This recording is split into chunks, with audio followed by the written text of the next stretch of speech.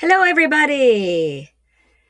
So the other night, my husband and I got some tacos, and we usually go to one place, and it has been closed for a little while. I think they're on vacation or a change of hands is happening.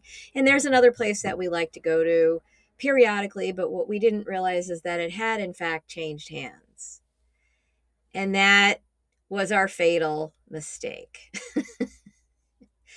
So the other night we getting ready for the Super Bowl. I'm not making dinner. We'll go get some takeout, and we got some beef tacos, and we ate them, and they were okay. They really weren't that great. After you've been to San Diego and you've had San Diego tacos, you don't want anything else. But anyway, and I know there's going to be a war about that. Sorry, that's just my preference. So I went to bed. I was a little, tired, whatever, felt fine. Everything was great. Woke up in the middle of the night, and all of a sudden, I had this like burning sensation all the way up to the top of my neck, which I understand. They're tacos, they're spicy. They weren't that spicy. It wasn't that at all. It really didn't have anything to do with that. Pretty sure, because both my husband and I were affected by this, that it was food poisoning. I think salmonella, to be exact, because it happened quickly. E. coli usually takes a little while for it to kick in and is pretty serious. Salmonella, it happens. And again, I don't necessarily want to throw shade on this place, but when I looked at after the fact, which I shouldn't have done, I looked at some of the reviews. People were saying they're getting food poisoning from here. So we kind of wonder if this place is actually a taco place or a front or whatever. Anyway, so what I do, anytime you get that burbling, when that happens to me, I immediately rush downstairs to my supplements and I grab a binder of some kind. The one that I took had a couple different things in it. Some of the things I'm going to get into now. And I took I don't know how many did I take? I think I took like 6 or 7 of them, which is okay. You can do that. And a lot of water as a chaser. And still felt a little funny. Things started settling down a little bit. I finally got back to sleep. I woke up the next morning, still felt a little bit of burning, but then mostly, pretty much done, mostly sleep deprived. That was the problem. Unfortunately, my husband wasn't so lucky. He did not wake up in the middle of the night. I didn't know that he was having problems. Otherwise, it would have been like, hurry up and eat this now. It was a little too late. He woke up the next morning and he had lower GI big time issues. So all day running around, Montezuma's revenge.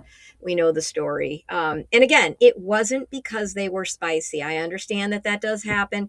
They were not that spicy. It wasn't that. So anyway, a binder, what are they? They're all kinds of substances like activated charcoal, bentonite clay, zeolite, even chlorella. Those are the ones I'm going to get into. And how can they help you? They act like little magnets. They are negatively charged. So what they do is they pull in and draw in all the big baddies in the body. So what's really cool about them is it's not just something that'll help you against a bacteria like salmonella or E. coli. It also protects you against stomach viruses like, I think cholera for one, norovirus. A lot of people are having this horrific experience with norovirus. I'm telling you, having this on hand, the best way to do that, just keep it in your medicine cabinet like you would peroxide or rubbing alcohol or Band-Aids. It's something to have on hand in case of an emergency like this. So the first inkling that you all of a sudden don't quite feel right, it's a good idea. Take a few of these, drink some water, and pray. That's what that's what I did. Obviously, if you're very, very sick, go to the emergency room.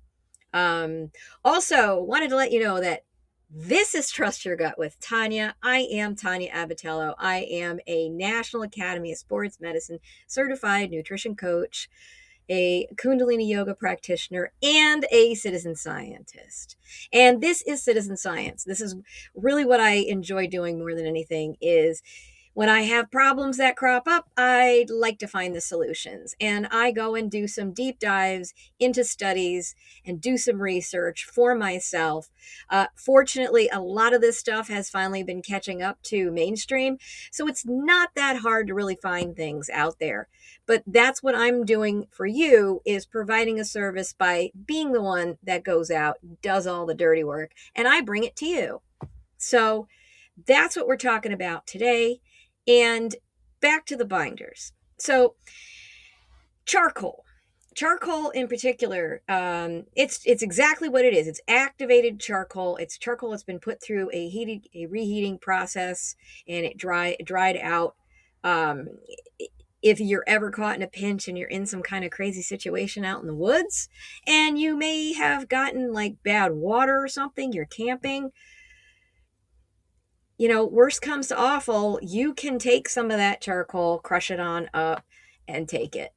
I'm not telling you to do that.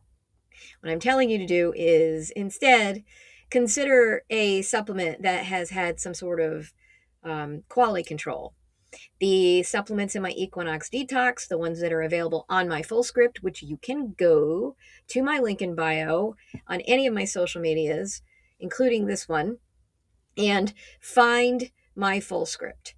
I have access to all of the really great supplements that naturopaths and doctors use as a nutrition coach. So you bet that they're definitely the better quality. It's not like you're just running out to Amazon and grabbing whatever or going to Walmart.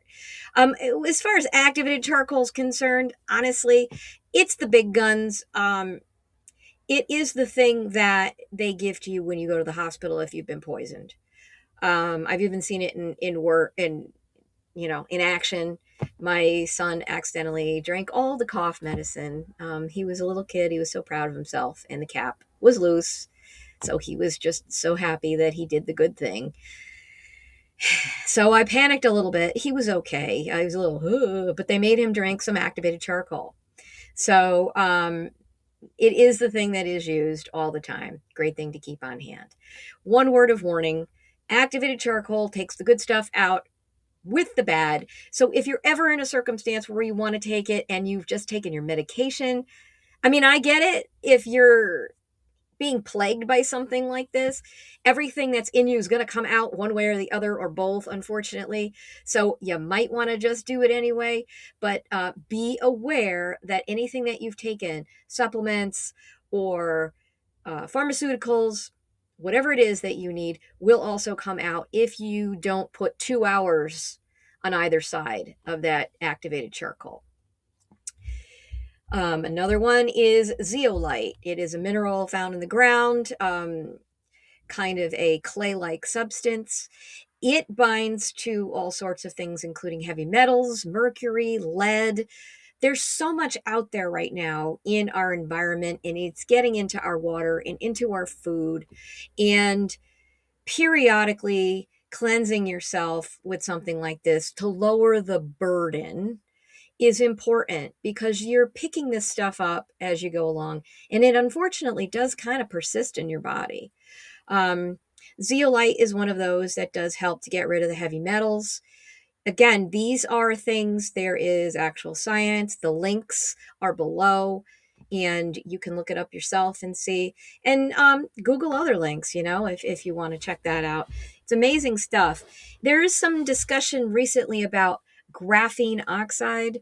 I'm not going to get into where you would get that from right now, but the talk about the graphene oxide is basically that it is getting into us, and zeolite will remove that. So that's another big plus. The next binder is bentonite clay. Bentonite clay, it is what it sounds like. It's clay. There are natural clays that occur out in riverbeds and different places that contain a lot of these same properties. They are negatively charged, and what they do is they pull in all the big baddies. Bentonite clay is also an excellent one to keep on hand, specifically if you've had any of these circumstances.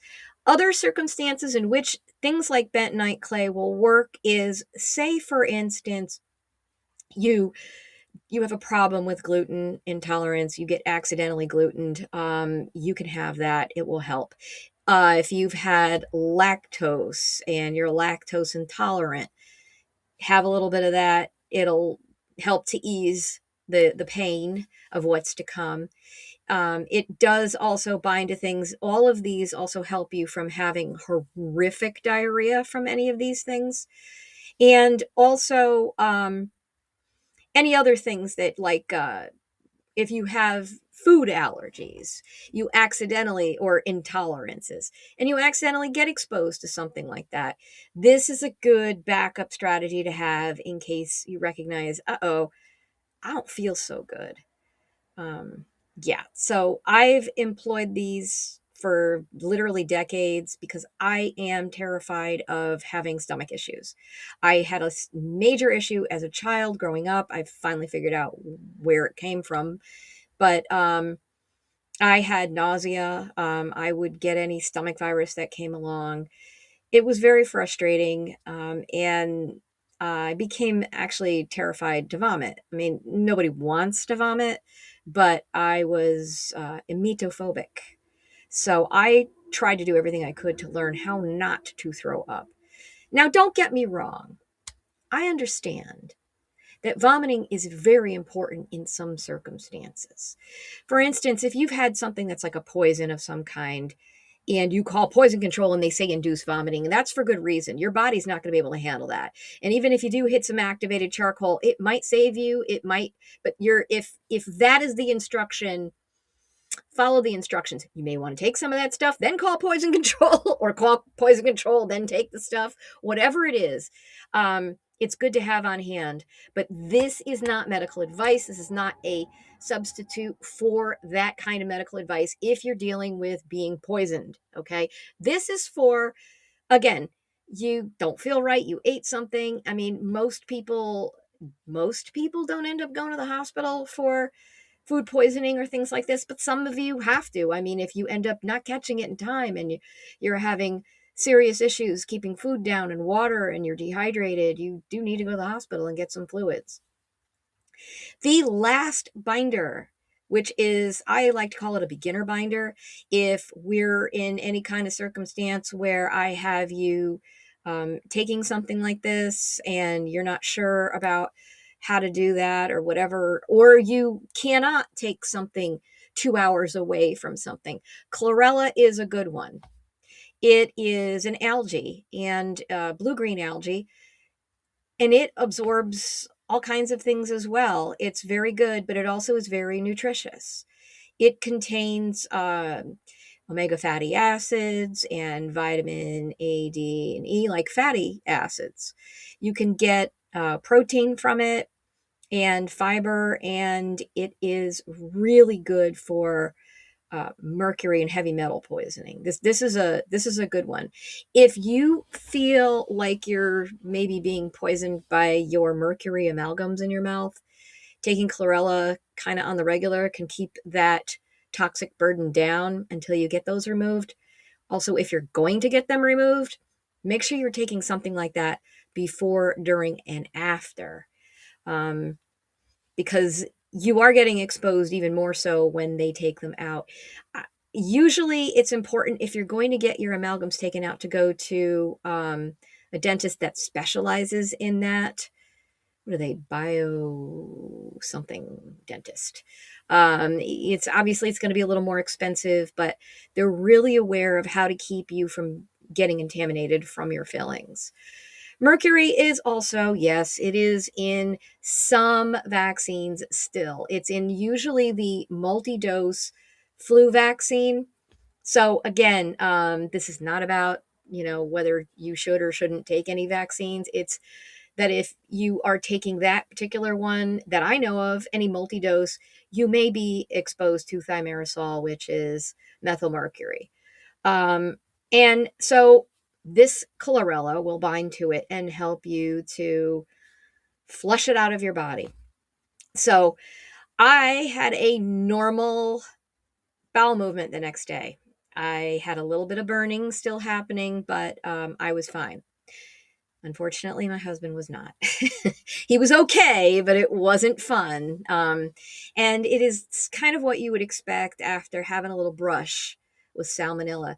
And guys, when you go out to eat, their possibility is out there all the time. I mean, all it takes is just a little oversight. And again, nothing nefarious on the part of the restaurant owner. I see this all the time. The stuff is there, it's out. Maybe the temperature's not quite right. It's been sitting out a little too long. Stuff grows quickly. You could do it to yourself very easily as well. You think those leftovers, like you can't remember how long they've been in the fridge for, stuff will grow on that. You got to really be vigilant about these things.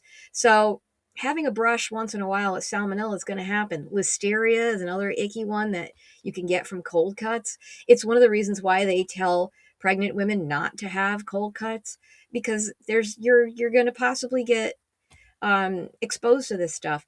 If you have a compromised immune system, you're at a greater risk of being kind of wiped out by these things. So it's very important to make sure that you keep a binder on hand. And again, I have several of them available in my full script. If you want some guidance around that, just send me a message and I can kind of help you along the way to figure this out, what would work best for you and when to take it. So yeah, I highly recommend you keep a binder in your medicine cabinet or wherever it is you're keeping your things like that. So there you go. Binders. They're a great thing. And they are a very big part of my upcoming Equinox Detox. I have this program. It happens twice a year and around the equinoxes. That's when we do the big major cleanses. I will be creating a paid Substack subscriber program that will run you through. I'll be providing some monthly videos and some resources on how to totally detoxify your life as best you can in this in this modern world. We go through everything. We go through your kitchen, we go through your bathroom, we go through your clothing, and we go through your body. So the Equinox Detox in and of itself, that happens twice a year around the equinoxes, and that includes a total body cleanse. I'm not one of these people that's into we're doing all the herbal cleanse, juicing things. It's kind of more of a thing for the average person to just go through that can't handle doing all of the dietary restrictions and whatnot. This is the everyman's detox is what we're doing because we have to do these things now. It's very unfortunate that we have to keep up with it, but it's like brushing your teeth. So twice a year, they say do it 4 times a year. I like twice a year because, hey, we've got lives, right? You don't want to be constantly taking things and doing things, and you want to be living your life. So in that equinox period, we take a month for preparation for the body, and then we work our way into actually doing the cleanse. So more information is coming soon. Please stay tuned. I will have a wait list set up soon for you to sign up.